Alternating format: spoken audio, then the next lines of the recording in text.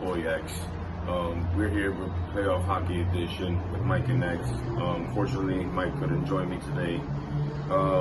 We will be covering today Oilers and Avs. Insane series in terms of how damn good the Colorado Avalanche are. Holy smokes, is this team good? This is the second sweep of the playoff run. What else can be said about other than Cale Makar? Cale Makar is looking like our generation's Bobby Orr. He walked away last night with 5 points. He opened the scoring at 3:46 into the first. He also logged in 29 minutes and 3 seconds of ice time. That is complete insanity. Devontae as well with 28:08. Good defensive pair. I mentioned it before, in where Colorado has depth when it comes to the defense. What else can be said about the Edmonton Oilers other than Mike Smith was horrible on net? I did have hopes on Mike Smith. The defense was horrible in front of him, so he didn't really have any help whatsoever like that. It just revealed that Darnell Nurse had a torn hip flexor that he was dealing with since, I believe, the first series against the Kings.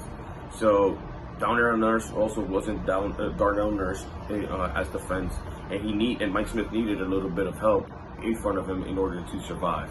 But the problem with Mike Smith is that he gives up those goals, and we're like, crap, how the hell are we even going to come back to this one? We had your team fighting so long just to get back to the game, so just because you could give up a backbreaker goal that you could have just saved. Yeah, Mike Smith was not his best in this one. Insanity of this game, it all happened in period 3.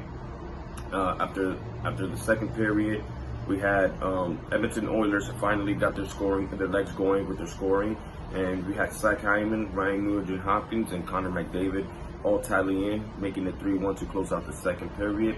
But then insanity ensued in the third period as Devontae scored, I believe, if I'm not mistaken, within 30 or 40 seconds of the third period.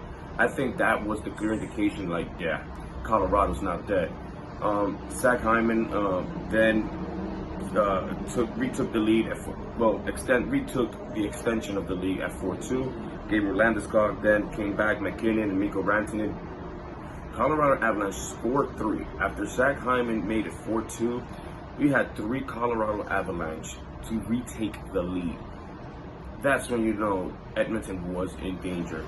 Zach Kassian then ties it to forced overtime, but Arturi Lehkonen, assisted by Makar and Helm, for the OT winner. Yeah, Colorado Avalanche, that's just who they are. They've been the favorites ever since the season started. They look great on paper. They show it on the ice. One notables that I've noticed was that Darcy Kemper was the backup for Colorado in this game. And if you guys recall to Game 1, that was the game in where he left the game with an upper body injury, and it seems like he'll be ready for the Stanley Cup final, given that the finals won't start till like next week. Another notable, Batman and Robin, Connor McDavid and Leon Draisaitl combined for 65 points in 16 playoff games. I am silent because how? It's just insane. 65 points in 60 playoff games. It's such a bummer for Connor McDavid and Leon Draisaitl not to be able to get over that hump of success. I know that winning the Western Conference Finals is not the mission. The Stanley Cup is the mission. And it's such a bummer to see such a great performance from this duo and not see them perform in the Stanley Cup final. All in all, the Colorado Avalanche, they are a wagon. And if I was Tampa or New York, I'd be scared.